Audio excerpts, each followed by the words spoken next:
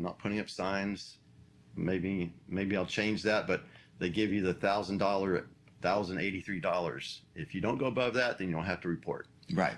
And I figure if God's in this, then at least what I'm presenting today will go forward and be helpful to the community, be helpful to the state, be helpful to the nation, because the housing thing, if it starts in a ripple here, the doubling the taxes, doubling the homestead, and people see that there is a tool that they can use to fight back hedge fund invasion, then I've won.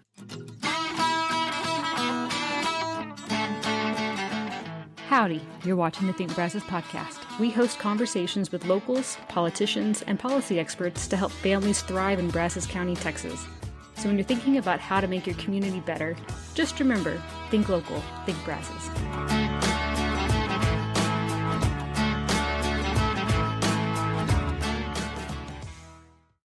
This is Bob Achgill. Sorry about that. I knew I was going to make a mistake there.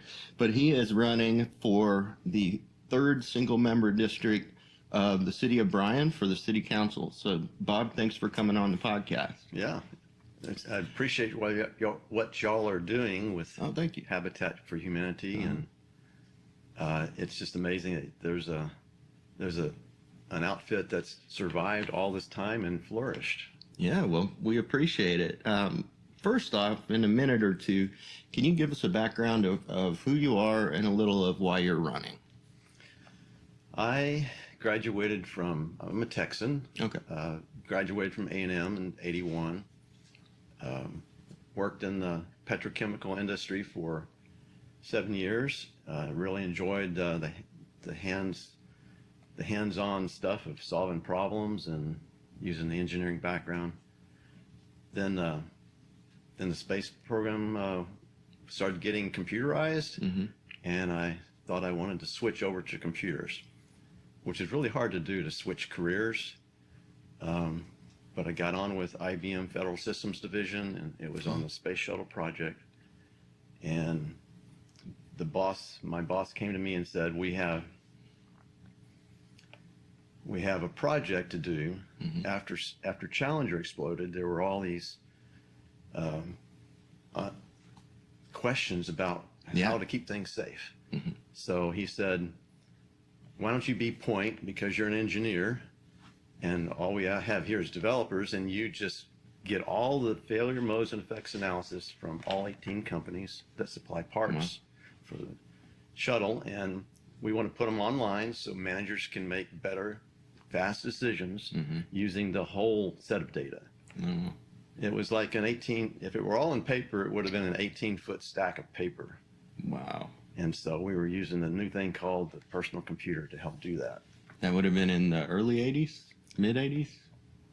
I'm trying to remember when. Well, we left that was mid 80s, and then we got caught up in the chariot wheels, and we went to Russia in 1993.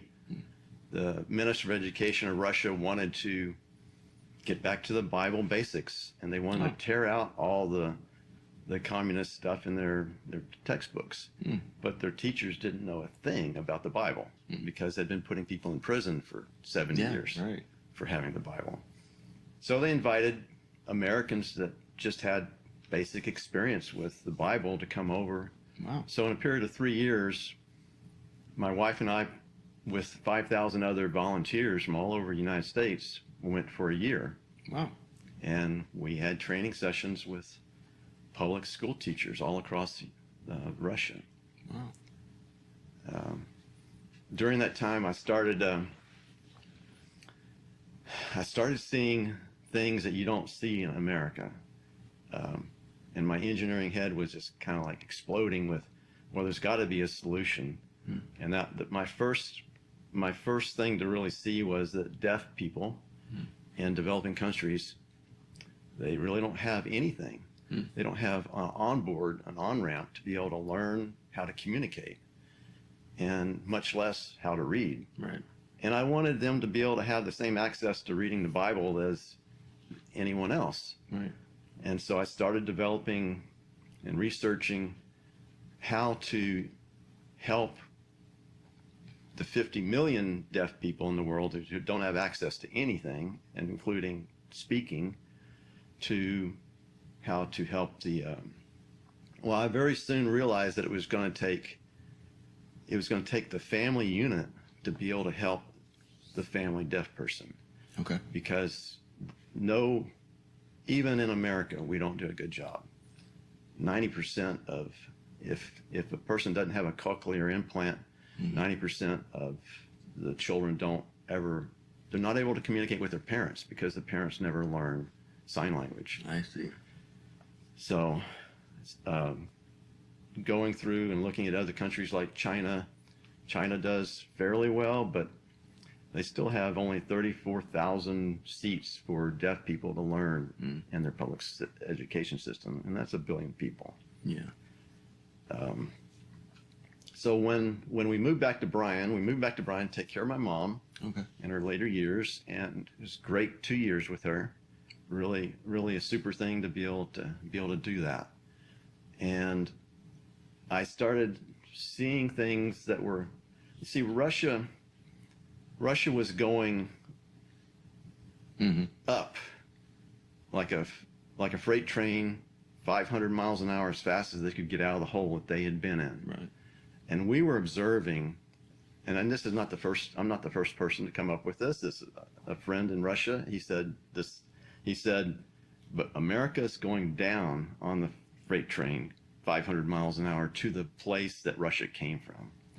And we began to really see that, having seen in sections of what America was changing and seeing in sections what Russia was changing. I started becoming interested to try to say, well, how can an American speak back today? And I tried some things with social media. It's all shut down. You can't say something that throws the limelight on, hey, we're changing and maybe in the wrong direction.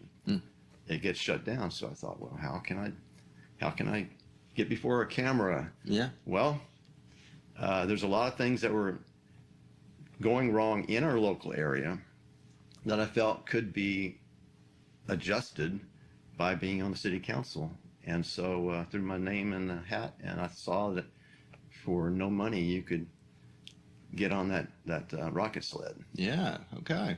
Well, then I guess let's get into a little bit of what your policy stances are then, or reasons for running. What are your I guess I would say main policy ideas that you have for the city of Bryan? Well, because of the first thing as an engineer, and I take Genesis chapter 1 as being like the foundation, is that in all the things that are in the universe, God thought man was special above all else.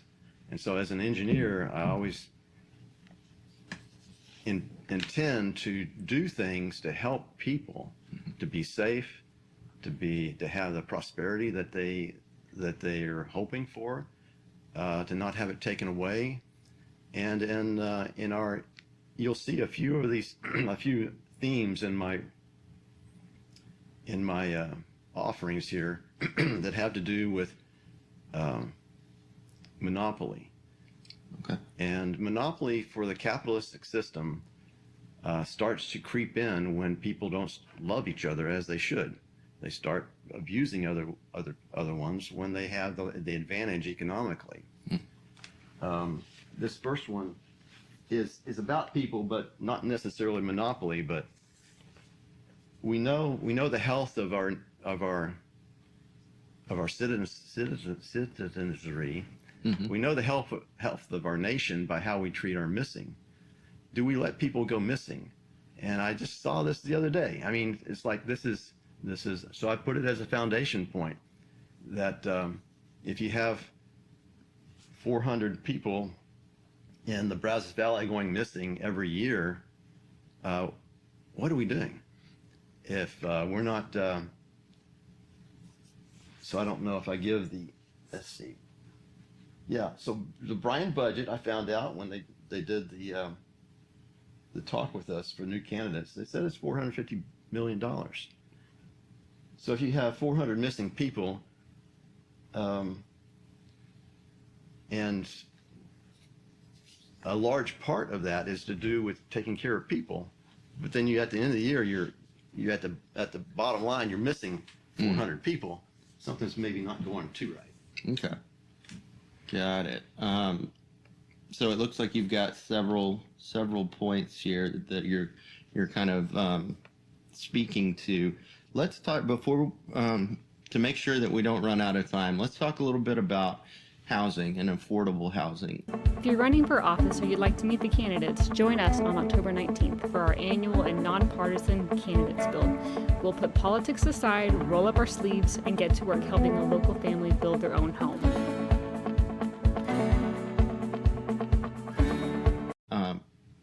I was mentioning to another candidate this morning that, I guess let me back up. Do you think that what role do you think the city should play in promoting or not promoting affordable housing? And a statistic that I pulled up recently with another candidate is that the average household here makes, I think it's $70-something thousand. And by the rule of 3 years income equals your home price that you can afford, that's only a little over $200,000. Average new homes, $300,000 here in Bryan. Is there any role for the government to play in promoting or making sure people have a decent, affordable home within Bryan? I think so, but it's going to have to be challenged. I mean, I'm going to say some things today that's going to probably scare people. Okay. But I think it's probably time that we start doing some scary things to turn this freight train around. We won't do water yet. But you got to have water. If you're going to have a house, you got to have water to drink. Mm-hmm.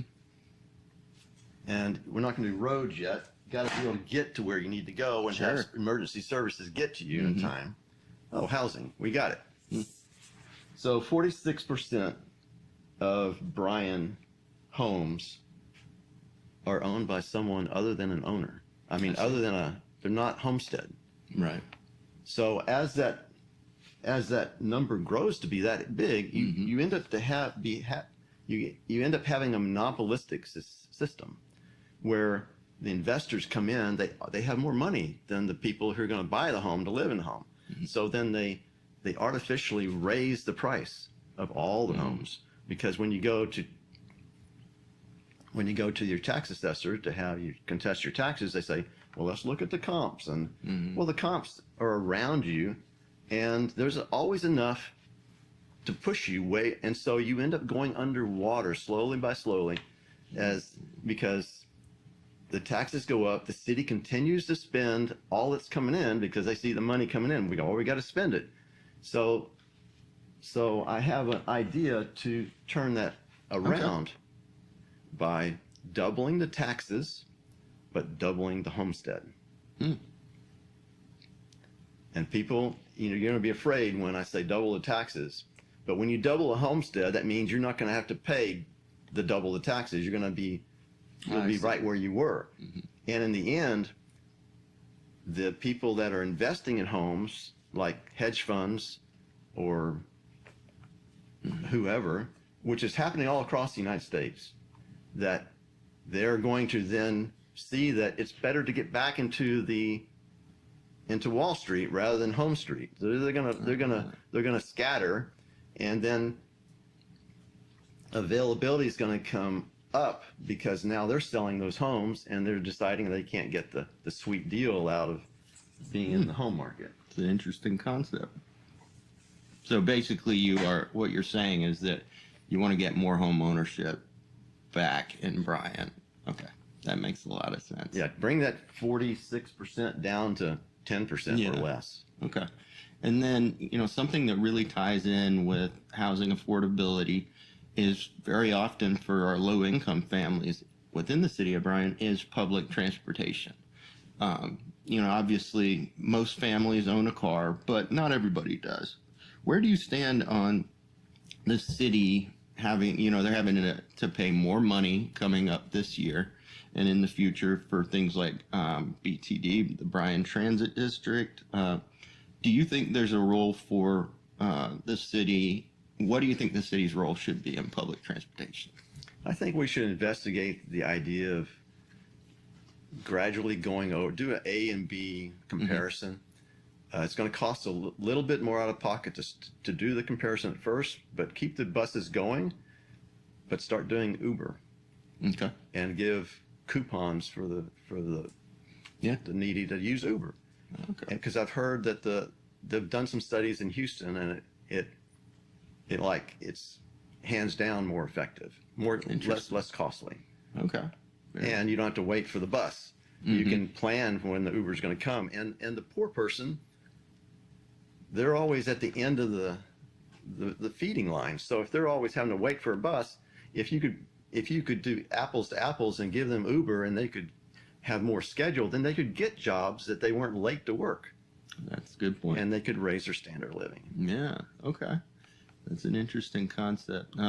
There was, in the last year, the city of Bryan also changed a few rules, and one of them in housing development is actually for new subdivisions, you have to build wider streets. Okay, so we had very narrow streets in the city of Bryan for a lot of years, and it just widened by 3 feet.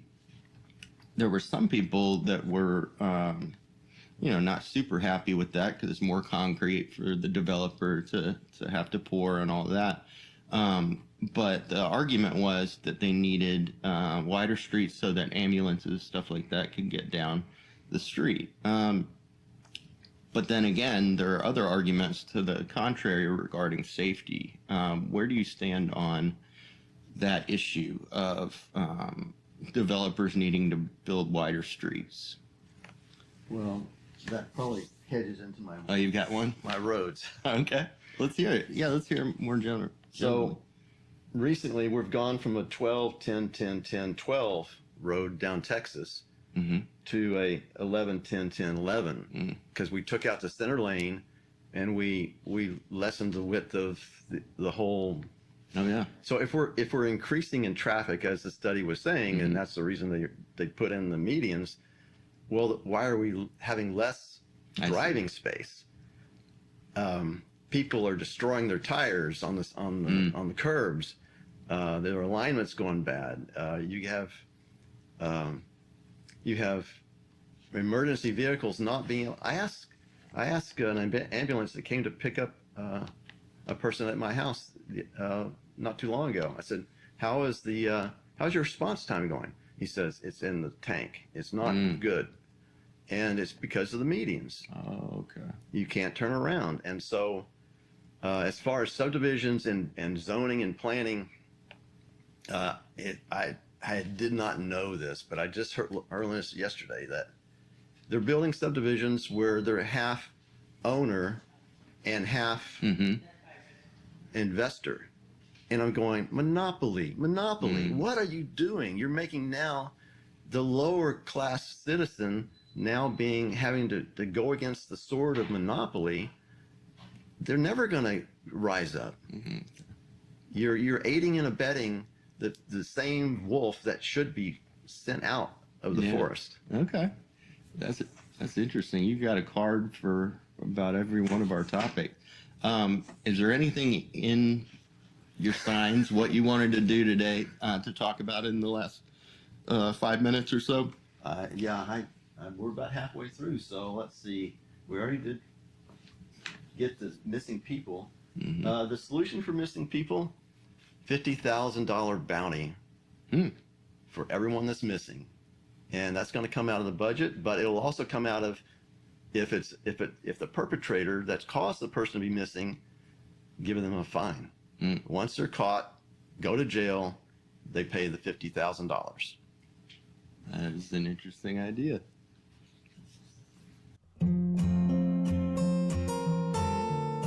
Habitat for Humanity's Faith in Action Pumpkin Patch is open the entire month of October. Sunday through Friday, 12 noon to 8 p.m., and on Saturdays from 10 a.m. until 8 p.m. The address is 2301 East 29th Street in Bryan. We've got plenty of fall photo opportunities, lots of unique pumpkins, and more, so we hope to see you there. Let's do, we did roads, we didn't do water. Water is very important. Yeah. I looked at the numbers on the aquifer for San Antonio. They're down to 30% level on the aquifer. Wow. They're buying a lot of water from our area. Pipeline's huge. Right. And they're putting in a second pipeline.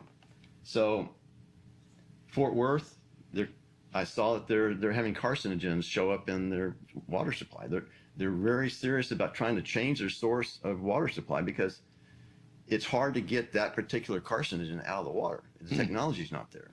Wow. So here we are in Bryan. We have an aquifer that's not been drained yet. Right. And what's going to happen as those people start sucking more and more water from us?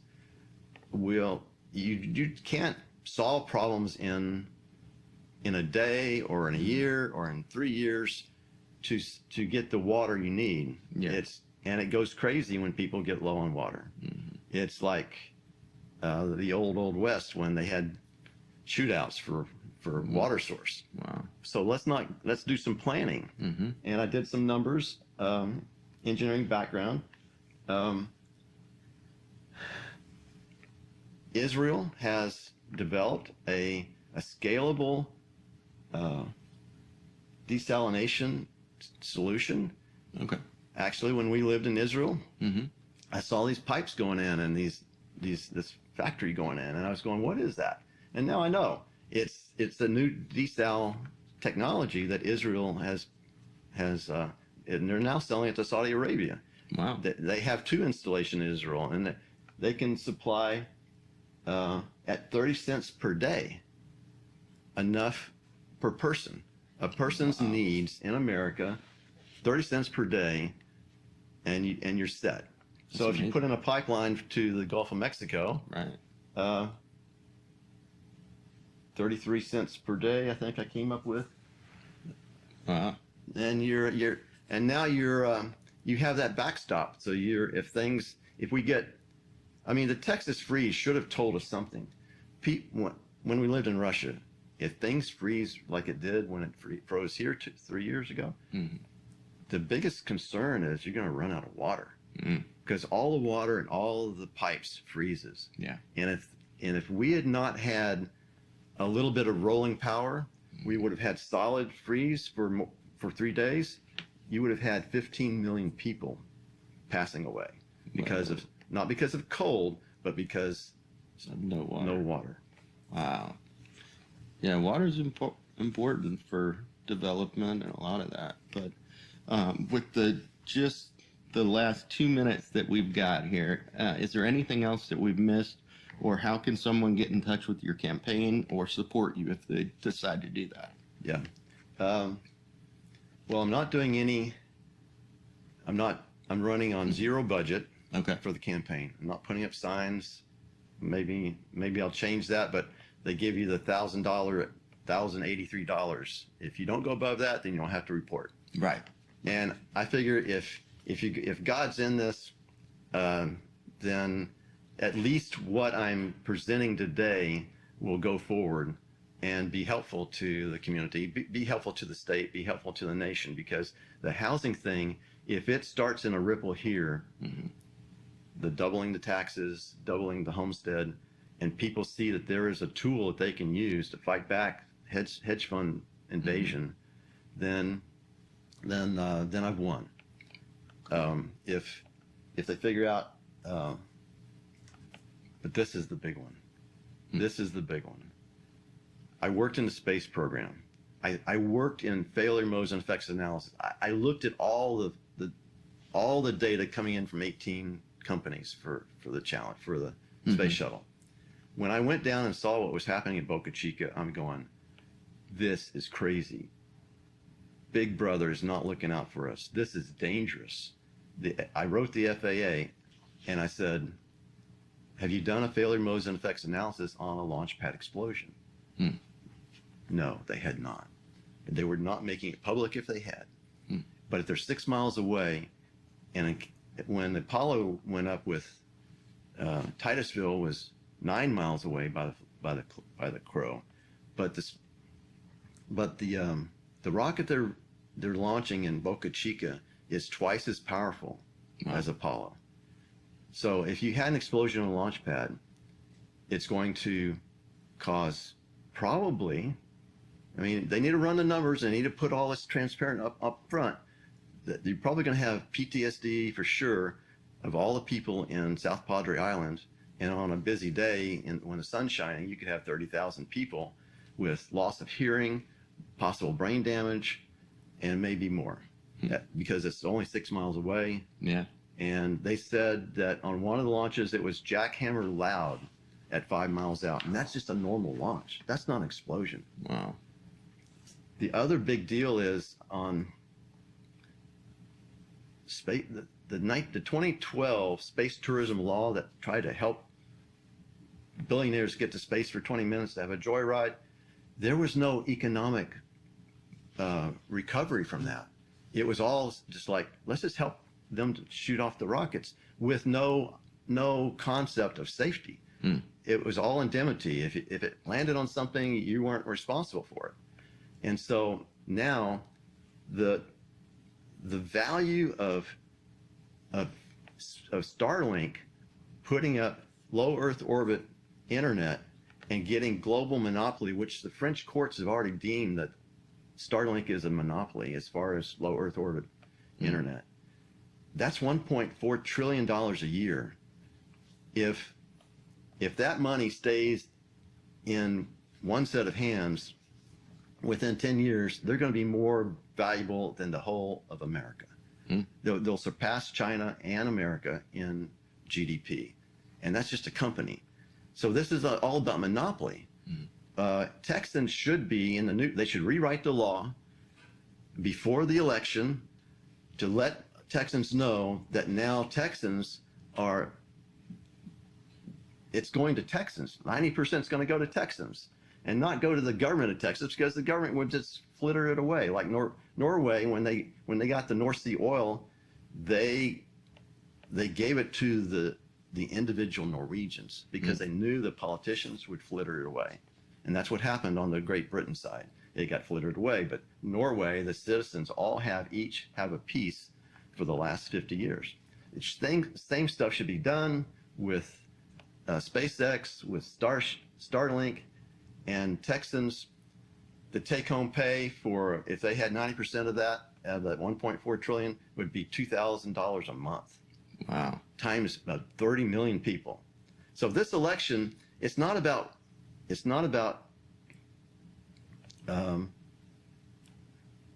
vouchers. Vouchers is the smokescreen. The real elephant in the room is SpaceX, and our governor and legislature are sitting quiet, letting that monopoly just getting ready to destroy the whole world. Because once you have monopoly on low Earth orbit internet, then you have countries coming and saying, "Will you turn us on?" Oh, SpaceX. Oh, Starlink. They'll be the controller. We won't. It'll be when KSC did their SpaceX wanted to launch from KSC. They would they put out finally in the Federal Register. Okay, give comments. One of the launch companies said, if they blow up on the launch pad 6 miles away, the Air Force will not be able to put up a satellite in an emergency high security situation because it'll decimate the whole area from the explosion.